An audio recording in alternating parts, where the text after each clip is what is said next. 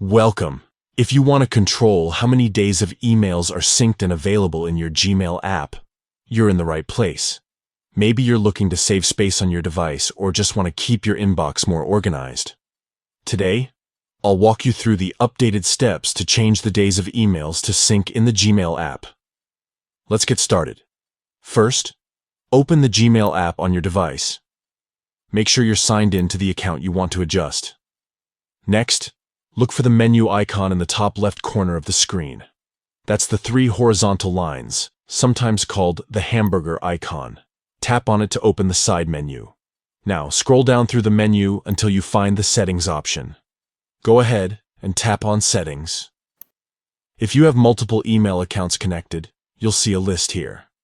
Tap on the specific email account where you want to change the sync settings.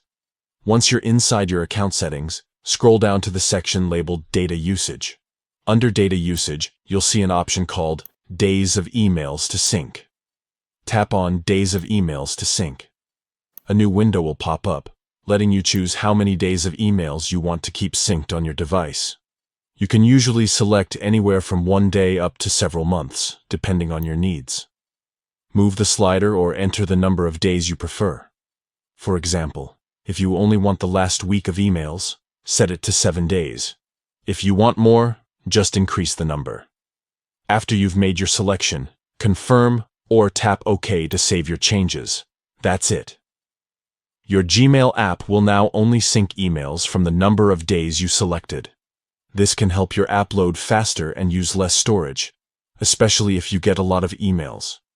If you ever need to adjust this again, just follow these same steps. Thanks for tuning in, and if you found this guide helpful, don't forget to check out more tips for making the most of your Gmail app.